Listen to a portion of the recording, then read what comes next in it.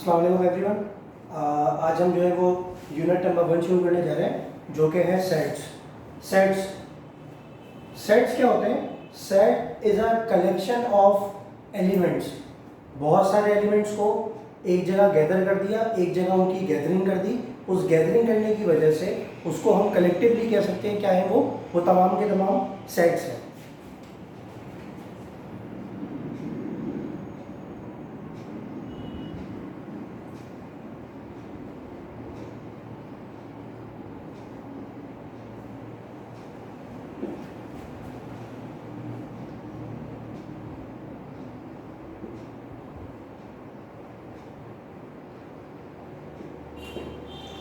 आसान अल्फाज में इसकी डेफिनेशन को देखें तो a set is a well defined collection of objects.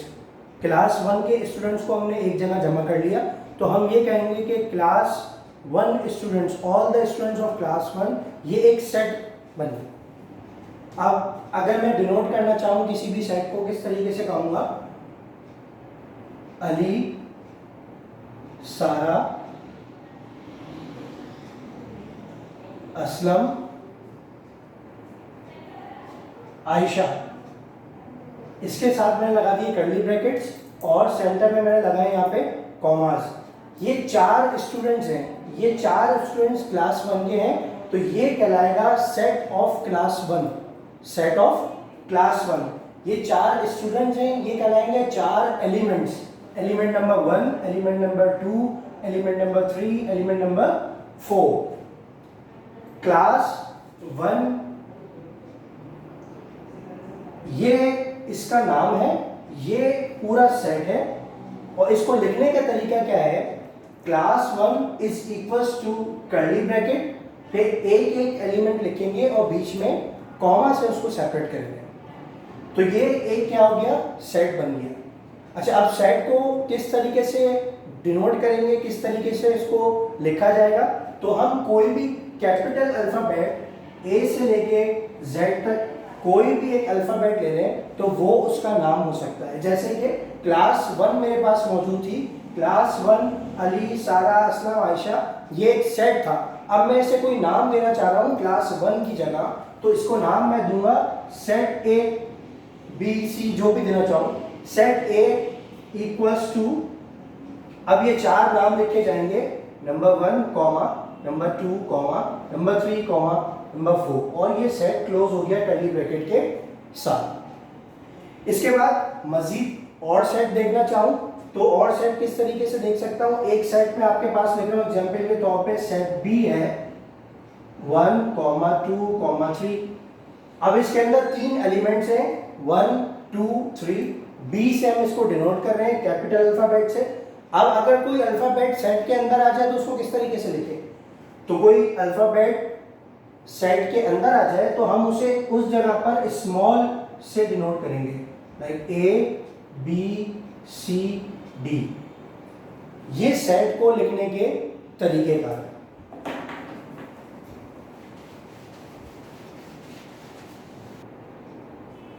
अब एक सेट पर लिखना चाह रहा हूं, सेट ऑफ नेचुरल नंबर्स। अब सेट ऑफ नेचुरल नंबर्स क्या होता है? नेचुरल नंबर्स क्या होते हैं? नेचुरल नंबर हमेशा शुरू होते हैं 1 से, 1, 2, 3 और सो ऑन इंफिनिटी तक।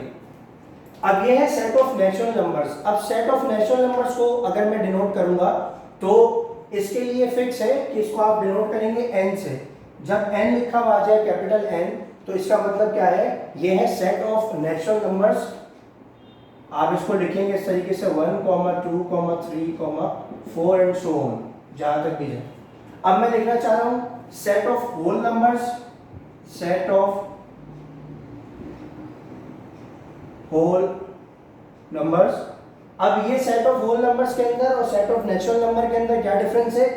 सिर्फ एक डिफरेंस है 0 का। ये शुरू होगा 0 से, 0, 1, 2, 3 एंड सो ऑन, जहां तक हमारी गिनती जारी है वहां तक। ये सेट ऑफ नेचुरल नंबर्स है, ये सेट ऑफ होल नंबर्स है। सेट ऑफ होल नंबर्स को डिनोट करने के लिए मैं हमेशा कैपिटल W का इस्तेमाल करूंगा, 0, 1, 2, 3 एंड सो। ये हमारे पास क्या आ गए? Set of natural numbers, set of whole numbers. आपकी बुक के पेज नंबर 1 के ऊपर डिफरेंट किस्म के सेट्स दिए हैं जो कि फिक्स्ड हैं, यानी कि यूनिवर्सल है।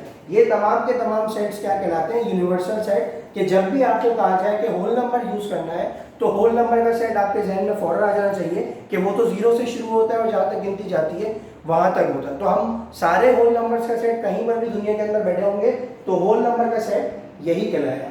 इसी तरीके से आपसे कहा जाए सेट ऑफ ऑड नंबर्स, तो ऑड नंबर्स आपने लिख लिए 1 3 5 7 9।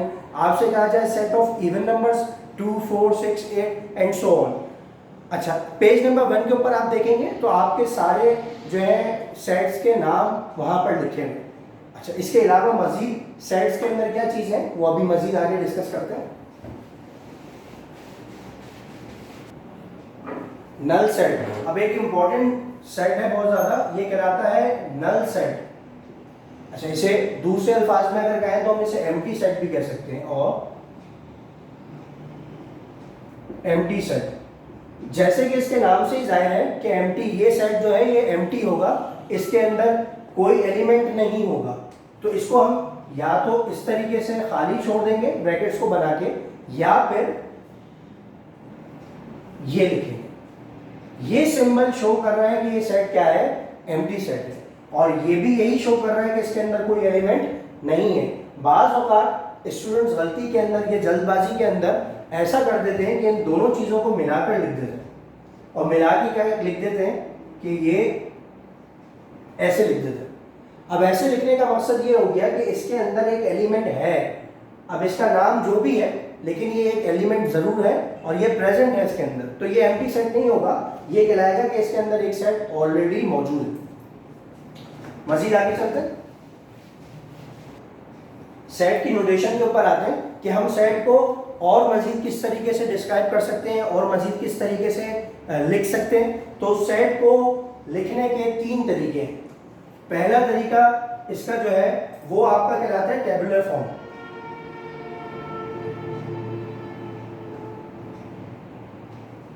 टेबुलर फॉर्म का मतलब यह है कि जब आप, जैसे अभी हमने पीछे एग्जांपल्स के अंदर देखा, जब आप डायरेक्टली एलिमेंट्स डायरेक्ट सेट के अंदर पुट कर देते हैं। फॉर एग्जांपल हमने 1, 2, 3, 4 एक एलिमेंट बनाया, एक सेट बनाया, इसके तमाम के तमाम एलिमेंट्स मैंने इसके अंदर लिख दिए पहले से। एक और एग्जांपल लिख लें, A, B, C। अब ये दो सेट मेरे पास मौजूद है, ये इस तरीके से जब भी लिखे जाएंगे तो ये एक फॉर्म कहलाएगी टेबुलर फॉर्म। अच्छा, जब दूसरी फॉर्म देख लेते हैं, दूसरी फॉर्म क्या है? दूसरी फॉर्म इसकी डिस्क्रिप्टिव फॉर्म है। जैसे कि इसके नाम से ही जाहिर है कि डिस्क्रिप्टिव का मतलब है कि बहुत ज्यादा डिस्क्रिप्शन होगी। तो डिस्क्रिप्टिव फॉर्म जो है, डिस्क्रिप्टिव फॉर्म के अंदर हम सिर्फ सेट नहीं लिखते बल्कि उसका स्टेटमेंट पूरा लिखते हैं।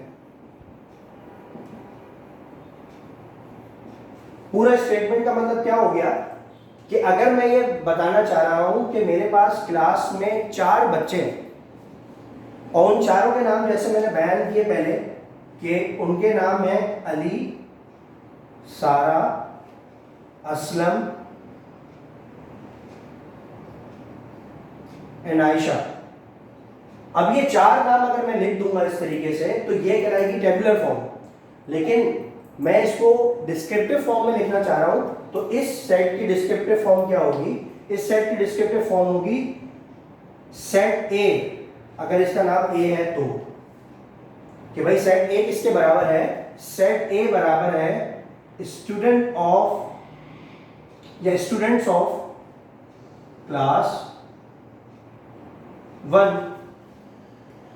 अब स्टूडेंट्स ऑफ क्लास 1 का मतलब क्या हो गया? ये 4 बच्चे ही तो थे क्लास 1 के अंदर, तो इसको मैंने यहां पर स्टेटमेंट की फॉर्म में दे दिया। एक और एग्जांपल ले लेते हैं। अभी हमने पीछे होल नंबर्स, नेचुरल नंबर्स, और मैंने आपको बताया पेज नंबर 1 के ऊपर आपके पास यूनिवर्सल सेट्स मौजूद हैं, यानी कि वो सेट जो फिक्स कर दिए गए हैं, जो कि हर दफा ऐसे ही इस्तेमाल होंगे, वो हमने भी देखे पेज नंबर 1 के ऊपर मजीद लिखे हुए भी हैं। उसमें से एक सेट हमने पढ़ा था कि सेट ऑफ नेचुरल नंबर्स क्या होता है? n equals to 1, 2, 3, 4 and so on. तो जब इसको मैं टेबुलर फॉर्म में लिखूंगा तो ये तो इस तरीके से लिखा जाएगा, लेकिन इसी को मैं चाहता हूं कि डिस्क्रिप्टिव फॉर्म में मैं लिख दूं, तो मैं लिखूंगा n यानी कि set of natural numbers is equals to set of natural numbers. अब ये एक स्टेटमेंट आ गया, इस स्टेटमेंट की वजह से ये डिस्क्रिप्टिव फॉर्म कहलाएगी और न्यूमेरिक वैल्यूज या एलिमेंट्स डायरेक्टली लिखने की वजह से, यहाँ पर एलिमेंट्स डायरेक्टली लिखे मैंने, इस वजह से ये कहलाएगी टेबुलर फॉर्म। एक फॉर्म मजीद और है इसकी नोटेशन की, वो क्या है अभी वो देखते हैं।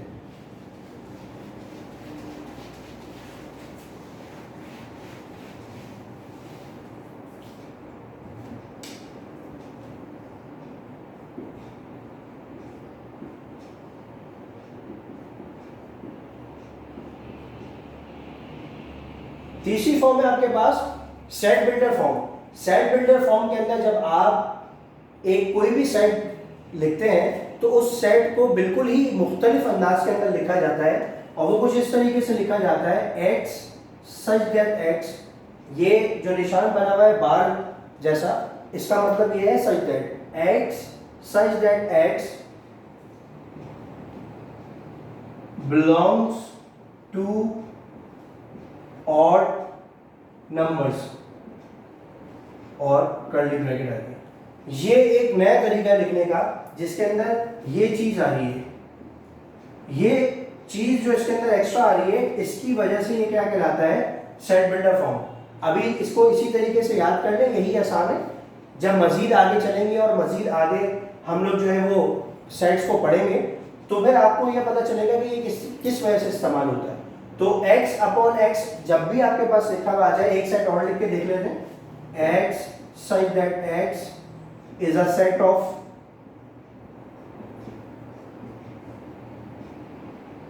even numbers। अब ये एक और एग्जांपल आ गई, अब यहां पर फिर से ये चीज आ गई। अब जब भी ये चीज आ जाए, ये चीज शो कर रही है कि ये क्या है, सेट बिल्डर फॉर्म। अच्छा, इसके आगे जो है ये स्टेटमेंट लिखा हुआ है, जरूरी नहीं है ये स्टेटमेंट लिखा हुआ हो, यहाँ पर हम जो है नंबर्स भी लिख सकते हैं, यहाँ पर हम जो है सिंबल्स भी लिख सकते हैं, यहाँ पर हम कोई भी चीज लिख सकते हैं, लेकिन बेसिक चीज जो है वो ये है, सेट बिल्डर फॉर्म को पहचानने के लिए। तो हमारे पास सेट को पहचानने के लिए तीन किस्म की नोटेशंस है, वो तीनों नोटेशंस हमने पढ़ ली हैं। टेबुलर फॉर्म है पहली, दूसरी डिस्क्रिप्टिव फॉर्म है, और तीसरी हमारे पास है सेट बिल्डर फॉर्म। अब मजीद आगे जाते हैं। अब नेक्स्ट चीज हम पढ़ने के लिए जा रहे हैं वो क्या है, सबसेट। सबसेट क्या होता है कि जब हमारे पास कोई भी एक सेट लिखा हुआ है, जैसे कि सेट ए है जिसके अंदर 4 एलिमेंट्स हैं 1 2 3 4, अब उसके अंदर से मैं मजीद सेट बनाना चाह रहा हूं तो वो उसके सबसेट कहलाते हैं। सबसेट की भी टाइप्स होती हैं, एक नॉर्मल सबसेट कहलाता है,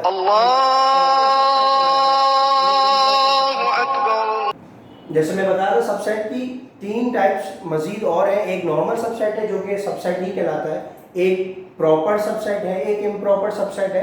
अब इसको डिस्टिंग्विश किस तरीके से किया गया है, अब एक सेट मेरे पास लिखा हुआ है 1, 2, 3, 4, इसका नाम जो है वो हम रख देते हैं सेट x। x सेट का नाम है 1 2 3 4, ये पूरा सेट है। अब मैं चाह रहा हूं इसके सबसेट मुझे पता चल जाए, तो सबसेट जब भी आप निकालेंगे सबसेट, तो सबसेट के लिए आपको 2 चीजें पता होनी चाहिए। पहली चीज तो ये कि सबसेट के अंदर पहला सेट जो बनेगा वो बनेगा नल सेट, जिसे हम एम्प्टी सेट कहते हैं। और दूसरी चीज क्या है कि दूसरा सेट जो बनेगा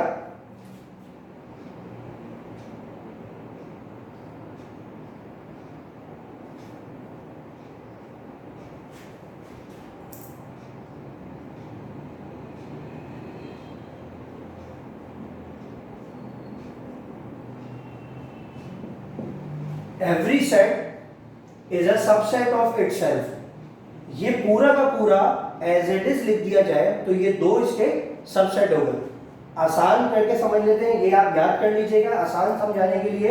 ये सेट है, इसके 2 सबसेट मुझे निकालने हैं, तो पहला सबसेट इसका हो गया ये, और दूसरा सबसेट इसका क्या कहलाएगा, दोबारा से यही सेट।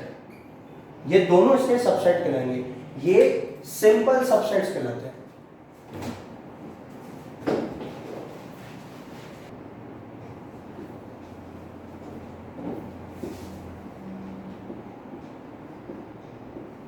नेक्स्ट है proper subset.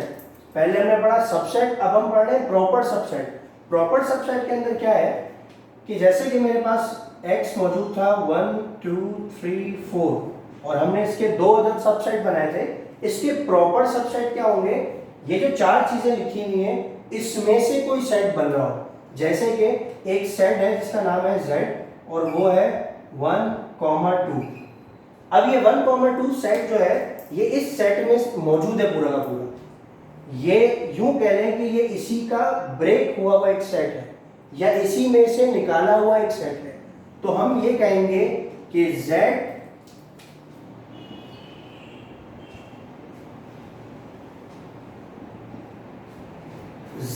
Is a proper subset of X।